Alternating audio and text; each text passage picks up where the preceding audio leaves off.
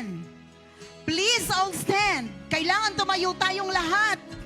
And let's give a level 10 energy to our guest speaker this afternoon, no less than Mayor Sebastian Baste Duterte.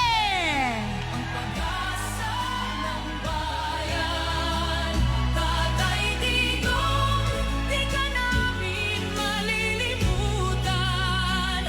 Tatak Duterte, tatak ng serbisyon, katapatan. Para sa mamamayan, serbisyon, katapatan.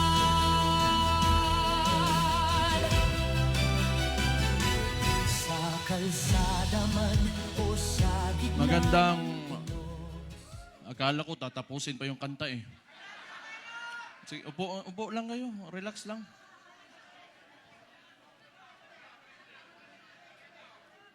Magandang hapon sa inyong lahat. Former Speaker Bebot Alvarez, Senator Bongo, Senator Padilla, Mike Defensor, Chairman Alcusi, Congressman Leandro Leviste, Attorney Jimmy Bondoc, Attorney Vic Rodriguez, Attorney J.B. Hinlo, Attorney Topacio, Philip Salvador, Idol, and my idol, Harold Respiso. Attorney Lambino, General Esperon, good to see you, sir. And yung mga hindi ko nabanggit, sa susunod na pagkikita natin.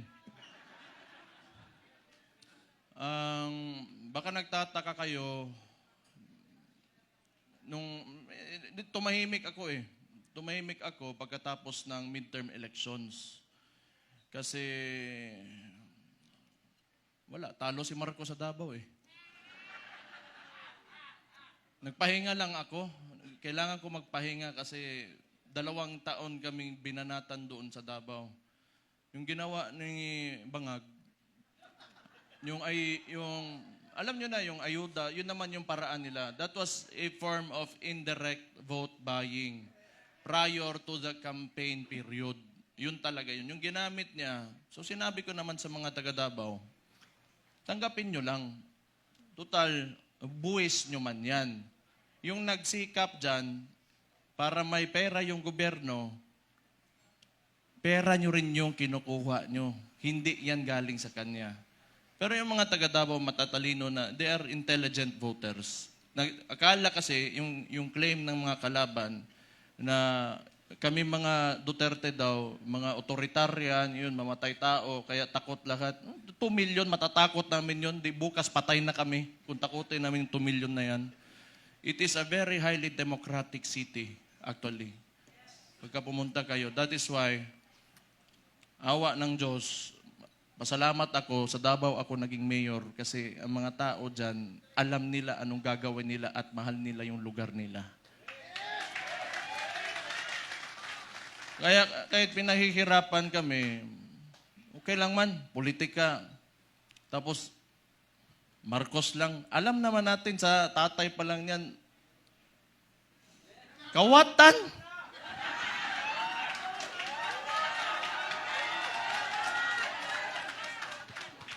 Hindi, kasi ganito yon.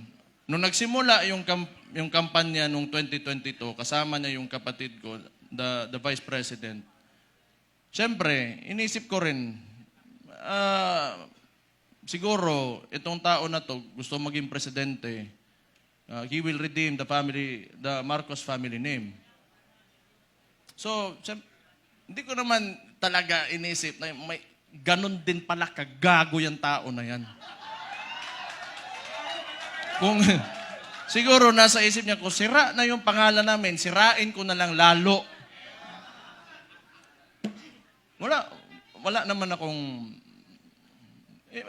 political lang to. Kung bahala sila, magalit sila sa akin. Si Auntie Claire, tanawa. Pagkatapos ito, Auntie Claire, si Mayor Baste, lo ni mbuanga ka. Oh. Nagpahinga lang ako. Kasi before the midterm elections, Kami doon sa Davao, lagi kami nagmo-mobilize kasi nung sinimulan nila yung People's Initiative, papipirmahan nila yung mga papel. Siguro I do not know, pero definitely sa ugali ng mga nangyan, wag na natin yung buong administrasyon niya. Kasi siya naman yung nasa taas ng chain of command, yung presidente. Definitely, ang suspicion namin, it was for term extension. At that early, 1 year or 2 years pa lang, hindi pa nagdadalawang taon yung termino niya, may parang plebiscite yan noon na nag-gather lang ng mga tao, pinataas yung kamay, o sige, maging diktador na tayo, maging authoritarian regime tayo for 27 years. So that was the attempt of this guy, bangag nga na dias Malacanang karon. Kita niyo yung nasa UN siya, ng sipon. May chat GPT na ngayon. Hindi ko naman sinasabi kasi makukulong ako, tapos kakasuhan ako. Pero tingnan na lang, what are the causes of cocaine? Tingnan yung chat GPT. How it will affect your nasal cavity. May cellphone na kayo lahat. Wala. Swindler. He is a swindler. Yung ginawa sa atin, kaya nga naniniwala tayo, kasi akala natin itutuloy niya. Ganito lang naman tayo, kaya nandito tayo lahat ngayon. Kayo. Marami tayong parallel groups. Nilapitan ako ni Sir Mike Defensor, pati ni Speaker Bebot. Na nakita ko sila pagdating nila doon sa bahay ko, patay problema na pod ni. Nagpahinga lang ako kasi grabe yung Pero ang akala nila, tumigil na tayo. Hindi pa tayo tumigil. Anong gusto nila? Lalabas lahat ng ginawa nila. Tingnan mo katangahan nito ni Bangag. Siya nagbukas ng usapin ng flood control na may mga ghost project. Kaya ako tumahimik talaga. Kasi hinayaan ko na mag-self-destruct yung gago na yan. Kasi alam ko sasabog sa mukha niya yan. Because unang-una sa lahat, pag ikaw eksekutibo, you cannot point at someone else for the mistakes of your administration. Responsibilidad mo yan, ibig sabihin, either hindi ka nag-iisip o kulang ka sa pag-iisip o hindi mo talaga gusto yung trabaho mo. O kita mo ngayon, nag-backfire sa kanya, and they attempted to, lagi nilang ililiko doon. Pinakita naman namin lahat. Sa Davao, walang ghost project, may resibo kami lahat doon.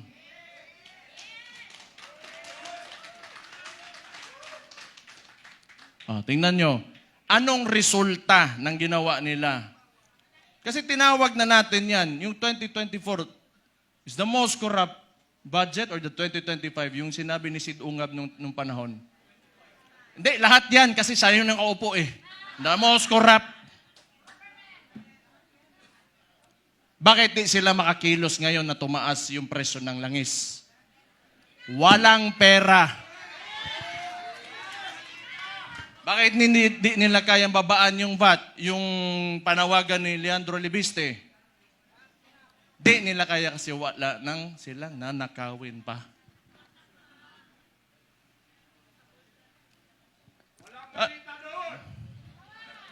Alam nyo, hindi naman talaga perfecto kahit saan ka pumunta sa buong mundo. May mga lobbyists, the congressmen and the senators, dadaan talaga yung pera dyan because that's the power of the purse. Lobbying and all of that. Pero the estimated loss to corruption umaabot na sa trillion. It doesn't make sense anymore. Saan mo pa gagastusin yung pera na yan kung nasa bulsa mo yan? For what? Magkano ba gusto mong, yung kanin mo, gusto mo tag 200 pesos per kilo? Gusto mo yung pinakamasarap na pagkain, pinakamasarap na steak? Ano ba gusto mo sa buhay mo? Ano yung mga yan, mayayaman na yan. Hindi pa sila nakukontento.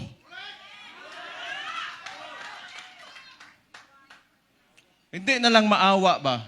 Kita nyo yung mga matatanda nga nagmamalingke sa umaga, magdadala ng bayong, tapos pahihirapan mo pa, ngayon tumataas presyo ng lahat. Hindi siya nakatingin sa pangkaraniwang Pilipino, ano ang buhay ng Pilipino. Ang tapos, itong gago na to, patay na buguan eh. Gusto ko man yan, pag initan nila ako, para ano naman, nagpahinga lang ako. Balik na naman tayo, patay na naman sila sa atin.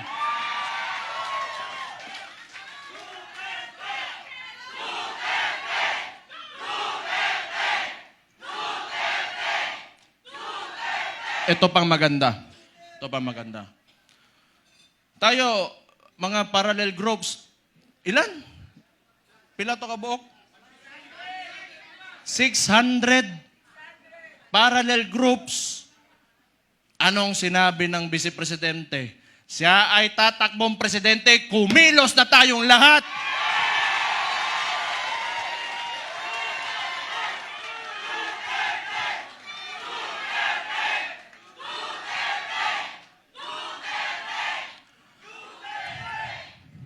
Ang gusto ng, eto ano ko lang, tingin ko lang naman ito kasi hindi ko rin naman talaga mahulaan kung ano na sa isip ng kapatid ko. Tayo, tama yung sinabi ni Rob Rances kanina, may galit tayo. Galit na, lahat tayo galit dito. Kaya nga tayo nagtipon-tipon kasi gusto natin na may pagbabago na nangyari. Kasi yung pagbabago na yon, kinuha ni Bongbong Marcos, nandun na sana tayo. Balik lang tayo kung ano yung plataforma. Ito ha. Noong 2016, si former President, si Roddy Duterte, yung tatay ko, sa survey, 7%, 15, 18. Ano plataforma niya? Dalawa lang. Very simple. But it reflected the sentiments of the people. Yung masa. Drugs and corruption. Anong binalik ni BBM ngayon? Drugs and corruption.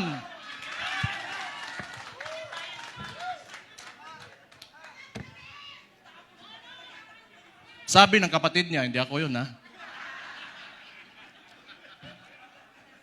O safe na ba ako, attorney? Sabi ng kapatid niya hindi ako nasabi nun di ba?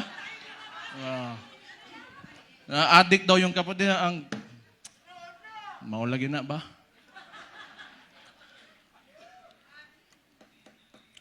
Hindi, tama naman yun. Kailangan optimistic tayo. Kailangan well-organized tayo, andito tayo lahat. At mahalaga sa lahat, unified tayo.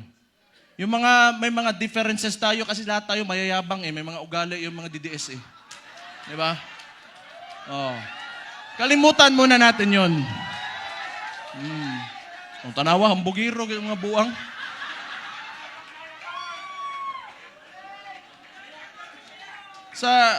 Sa ngayon, kailangan organisado tayo. Kailangan kalimutan muna natin yung mga differences natin. Magkaisa tayo. At since nagdeklara na natatakbo yung principal natin, who is the Vice President, Sara Duterte, magsimula na tayong kumilos.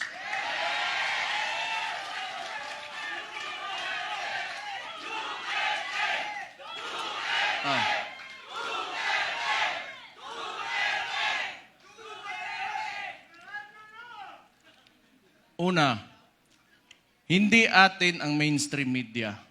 Yan ang pinakamalaking, pero wala naman di maniwala na sa kanila ngayon. Actually, if you are biased ka towards the article or the headline, you will support that headline. Yung ano lang, traditionally, sanay kasi yung Pilipino na, or yung, not really the Filipinos only, but the entire world, they look up to the mainstream media kasi yun yung historically, yun talaga yung ginagamit na source of information. But we all know na it can be manipulated. And it is, now, it is very well manipulated by... No, I do not blame them. May iba lang talaga na talagang rabid na anti-Duterte na mga tulad ng Rappler. Pero yung iba kasi talaga, wala yan. Matatakot talaga yan sa gobyerno. Kasi yung gobyerno, yung negosyo mo, lalapitan ka lang yan. Lalapitan ka lang ng BIR, ng ipapasarado ka, takutin ka. I know this because a lot of individuals in Davao, businessmen, were even afraid to come near me. Kasi pag manalaman ng administrasyon na yan, ni Bangag, ika-cut off, pahihirapan, gamitin yun. The bureaucracies of government have been weaponized by this administration. So intindihin na natin yun. Intindihin na natin yun. What we can do is, we go back to the roots. We campaign for our candidate. Wala rin naman tayo, kasi hindi rin naman tayo papansinin ng mga mainstream media because, lahat, masang Pilipino man tayo. So we do what we do best. 2016, anong ginawa nyo? Walang campaign materials na mabibigay yung tatay ko? Anong ginawa nyo? Kayo gumawa sa sako. Then this will be 2016 all over again. Let's reclaim the country and give it back to the people.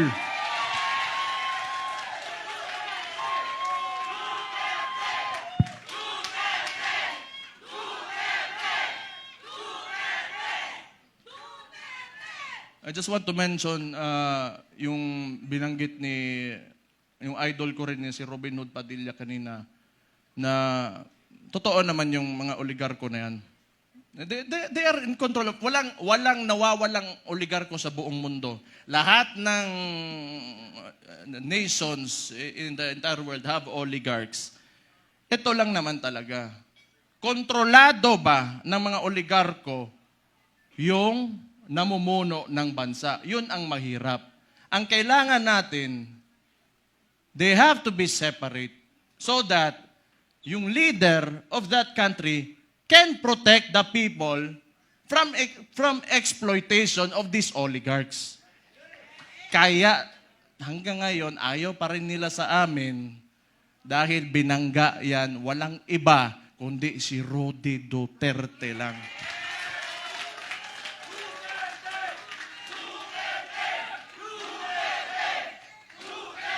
So siguro naman,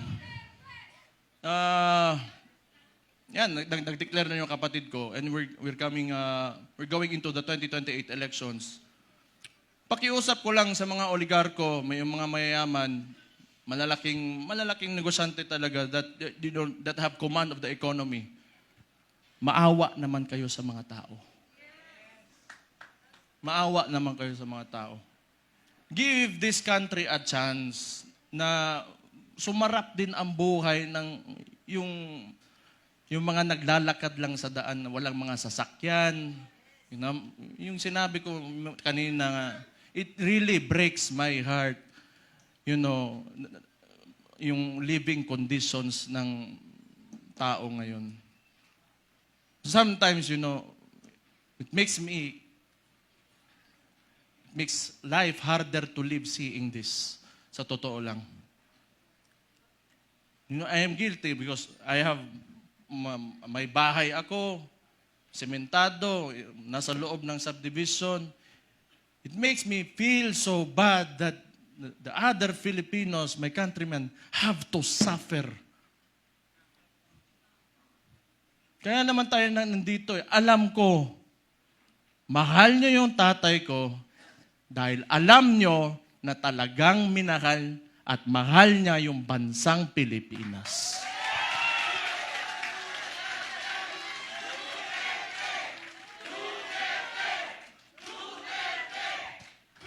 we have to, turn this around. We have to make this country turn around. Hindi pwedeng ganito. Andun na tayo. Alam ko, kahit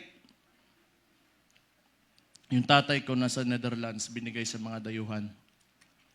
Alam ko nandito pa rin kayo kasi naniniwala kayo, pinakita ni Rodi Duterte na kaya pala natin angatin natin ang ating bansa. You know what? Kayo lahat mga Pilipino, do not settle for this. You deserve better. You deserve better. Sinasabi ko sa inyo, you deserve better. Kaya, be optimistic, maniwala kayo na we can take our country through greater heights. Sinasabi ko sa inyo, alam nyo na eh. Kaya nga nandito kayo, naniniwala kayo. Just hold on to it. And someday, awa ng Diyos, talagang may Diyos talaga. And may hustisya talaga. Makakamit natin ang Pilipinas natin na pinapanaginip natin.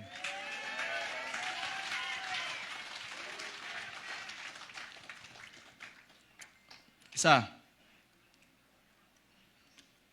lahat ng politiko, kailangan bitawan natin yung mga pansariling nating gusto. We have to be selfless public servants. Unang-una yan sa lahat. Kung gusto natin talaga umangat itong bansa natin. Sabihin na natin, may nakawan nangyari, bigayan ng pera, whatever. That should be enough. Nagkaroon na kayo ng presidente that tolerated it.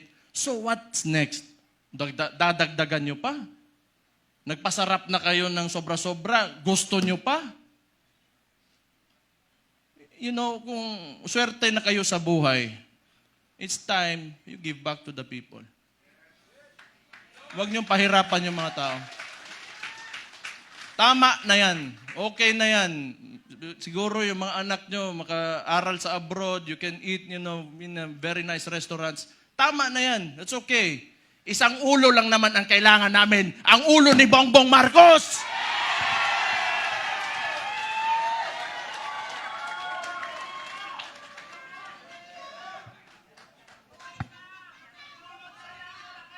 Kaya,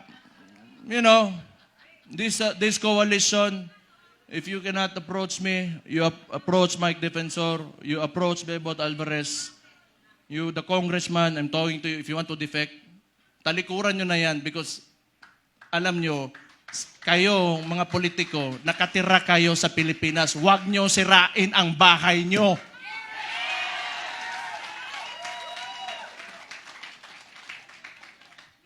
Tanawa, nasuko na po ko.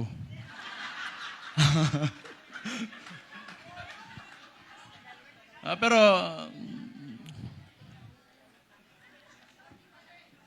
tama yun kasi si Martin, wala naman. Si Bongbong na ang sunod. Tama yun. Si Martin yung talagang mautak na marunong magmaniobra ng Congress eh. Ngayon, baka si Charis.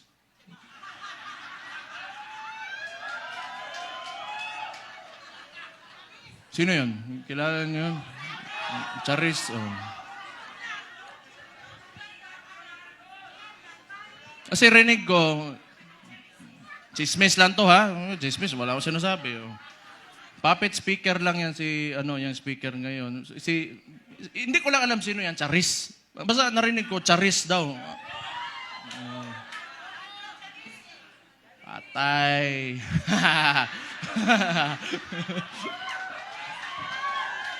Hala mo diha. Basta ako, nagsalita na ako. Yun yung nasa puso ko, yun na nasa isipan ko. Kung maniwala kayo, okay. Hindi kayo maniwala, okay lang din.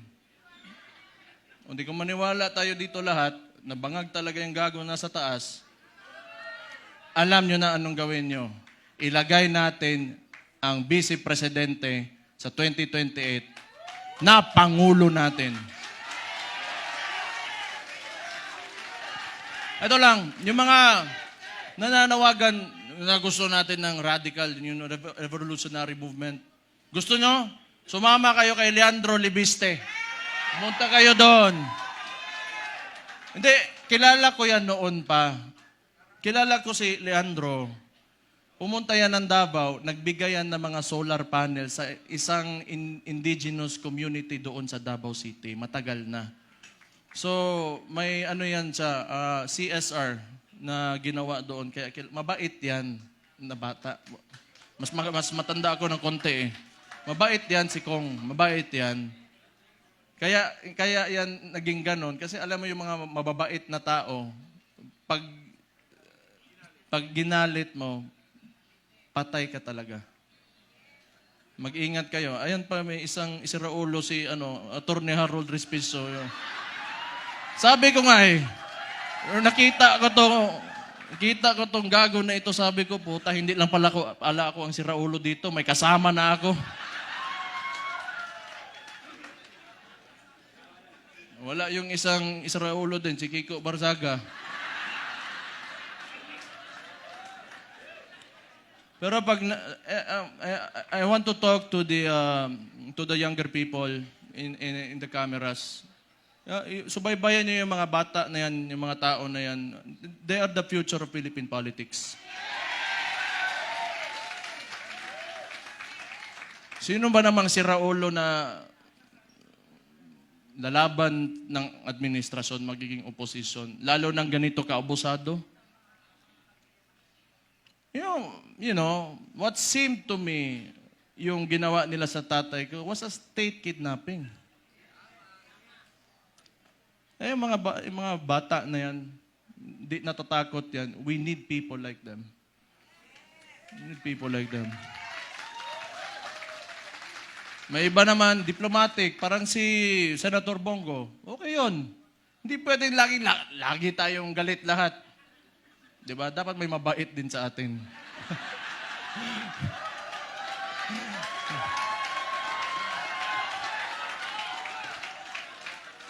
Hindi, good nature na tao si Senator Bongo. So, ano pa ba? Kumain na kayo? Ha? So sige. So yung coalition natin, ang tawag nito, United Front. So ibig sabihin nun, from the word united, nagkakaisa tayo. Okay? So, kung kaya niyong palawakin, yung mga miyembro nyo, magpalawak tayo. Tapos yung mga sinasabi ng mainstream media, i-correct natin. Kasi binabalik nila lagi yung confidential funds ni VP Sara, and yet, sasabihin ko ulit, yung estimated loss to corruption in the Philippines right now, umaabot na sa trilyon. Trilyon against the 125 million na nakihirapan nga silang patunayan. Can you see how absurd that is? So, yung messaging lang, kasi wala sa atin yung mainstream media eh. You try to talk, i-correct nyo. Huwag muna kayo magalit. Be on a level na gusto nyo lang iparating yung opinion nyo at tingin nyo sa kung sino man makakausap nyo. So mga panya lang tayo, malinis. Wag na natin gayahin yung mga putang ina, grabe kahugaw. Ang dumi talaga ng politika. Ako kasi okay lang ako. Wala man akong pakialam sa sarili ko. Wala talaga akong pakialam kung ano sabihin mo. Basta ako, ginagawa ko na yung trabaho ko. Pag yung araw na tumakbo ako dyan, tapos di ako nanalo, ibig sabihin tapos na ako. Pero wag nyo, I've been experiencing this ever since I went into politics. No. Ever since Rudy Duterte became the president, and the world is a nasty place. It's really nasty. So, tingin ko tama naman yung sinabi ng Vice Presidente. Magkampanya lang tayo, maayos. Kung ano man yung mga plataforma niya, pinakita niya na mga nagawa niya, yun ang sasabihin natin. Huwag na tayong pumatol. Tama yun, huwag na tayong pumatol. Kasi ayoko rin, ako na lang, gusto, kansawanay man ng Claire. Ante Claire, masuko, magagalit na naman yan eh. Alam ko eh. Sasagot na naman yan. Buwang? Buwang. O, kung value sila, value din ako. Ganun lang naman. Pero alam mo, yung observation ko lang, this is only my observation. Mahirap yung mga tao nakaupo sa, in a seat of power, tapos ganun yung ugali, na mahilig manggipit at mang-abuso ng mga maliliit na tao. Patay tayo dyan. Mahirap yan. Kaya ako rin, gusto ko yung nilalabanan ko, malaki rin naman. Para kung makukulong man ako, matatanggal ako sa pagka-mayor ngayon, o mamamatay man ako, at least worthwhile yung ginawa ko at para sa sambayan ng mga Pilipino. They only pick on people na kaya nila eh. They only pick on people na kaya nila. Pero, hindi nila kaya ang masang Pilipino. That will never happen. Hindi nila kaya yan. Bukas na ang mga isipan at mga mata ng Pilipino ngayon. Bakit isa lang nagsasabi na tama? Kayo, hindi nyo alam?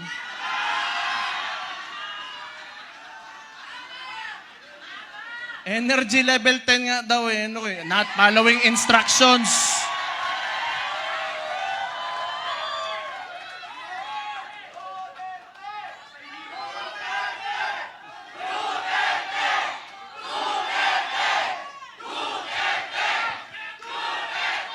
Kayo, nilalagay nyo talaga ako sa alanganin ba? Okay lang. Alam nyo, yung tumakbo, yung tatakbo na yung tatay ko, lahat kaming magkakapatid, hindi talaga pumayag. Kaya isa ring value yun. Kasi alam ko talaga, pagka nahamon yun, ibibigay niya talaga buhay niya para sa inyo.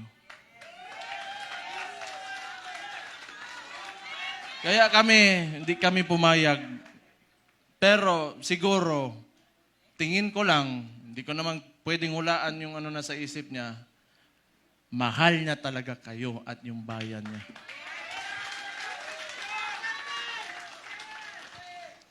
Kaya ngayon, pagka pumupunta ako ng Netherlands doon sa detention unit, kinakausap ko, can never imagine someone who would, like an actual individual in front of me that would actually give away his freedom and his life for his country. Kahit tatay ko siya, I am so amazed. And I am very, honored that he is my father.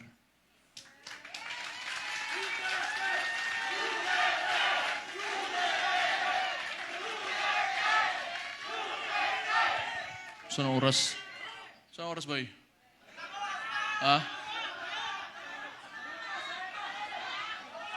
Hindi, basta kung may problema, we have to communicate with each other. Okay? Let's just be friends, lahat tayo. Huwag tayong mag-away-away. Andito ang PDP, andito ang Reform PH, and Reforma, andito ang Maisog, and hindi ko na mababanggit yung lahat ng parallel groups, Reforma Pilipinas. Magkaisa tayong lahat. It's time to move. Move with positivity and optimism. Let go of yourselves. Give your all for the country. Lahat ng gagawin natin, hindi para sa atin, kundi para sa bayan natin. Let's make this happen. 2 taon, 2028 na. Kaya natin to.